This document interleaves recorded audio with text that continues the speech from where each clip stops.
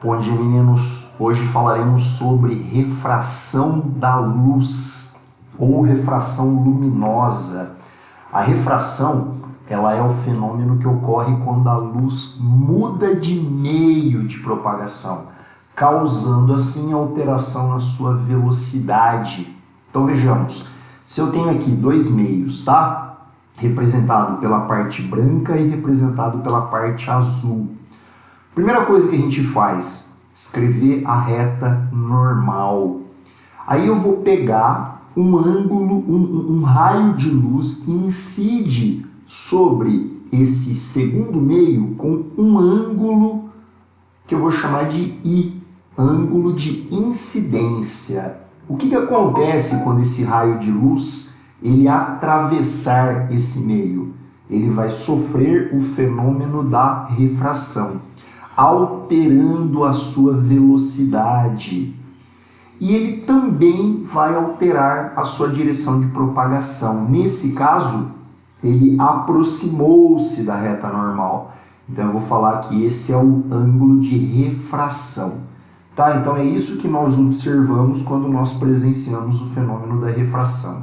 É um raio incidindo, mudando de meio e alterando a sua velocidade. Ao alterar a sua velocidade, ele também, em alguns casos, vai alterar a trajetória, né? A direção.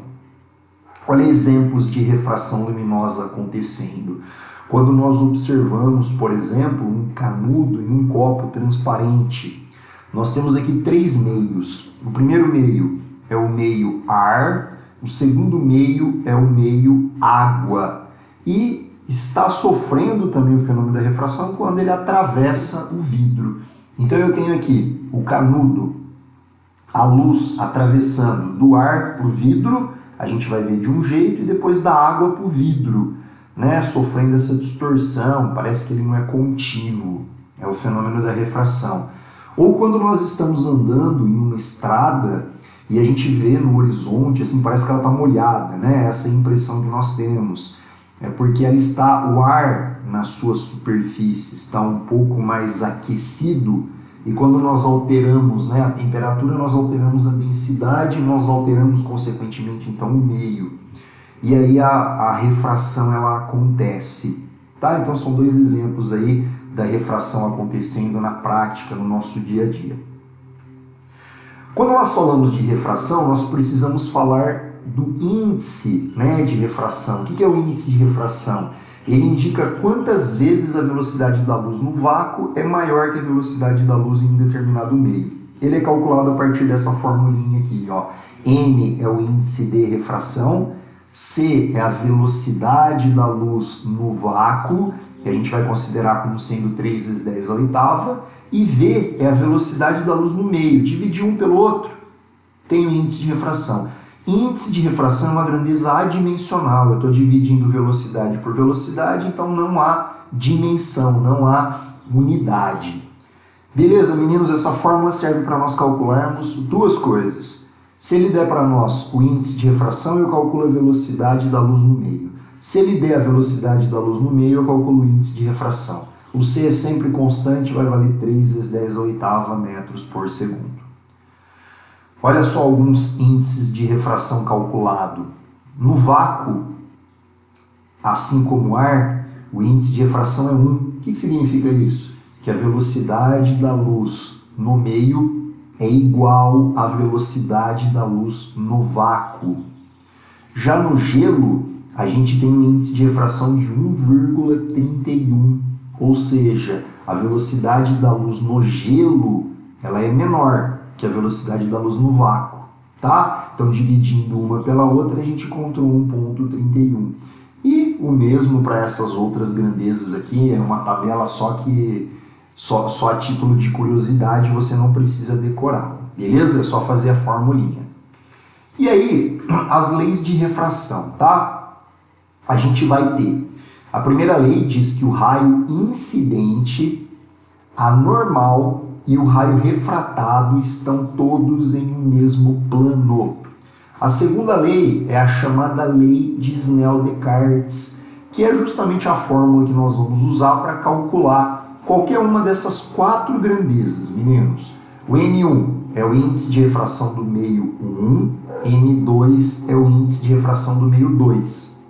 I é o ângulo de incidência e R é o ângulo de refração. Nós temos 4 informações aqui.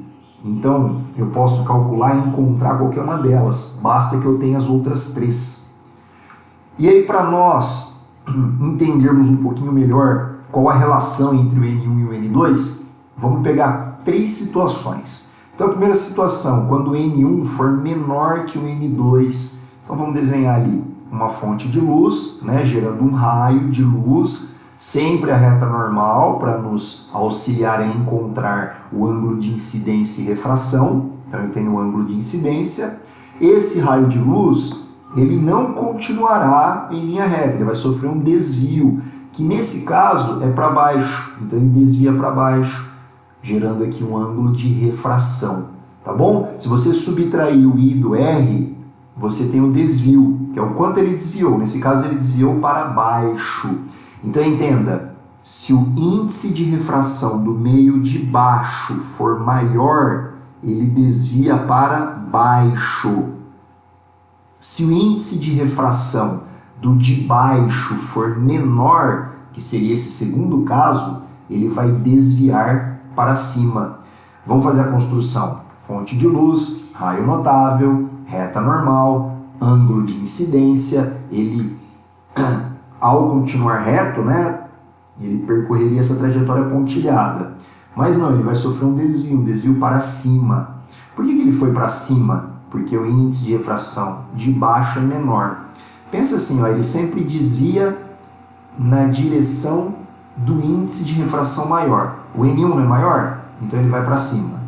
Nesse caso o N2 não é maior? Então ele vai para baixo. Então aqui é o ângulo de refração e aqui é o desvio, tá? Basta subtrair um do outro que você tem o desvio. Ô professor, e se o N1 for igual ao N2? Então seria o terceiro caso.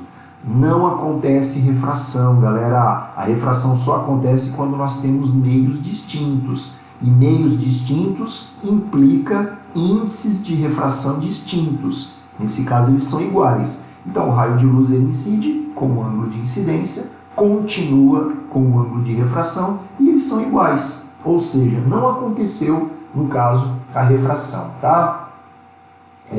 Vamos falar assim, não aconteceu o desvio nesse caso. Beleza, meninos? Maravilha, então.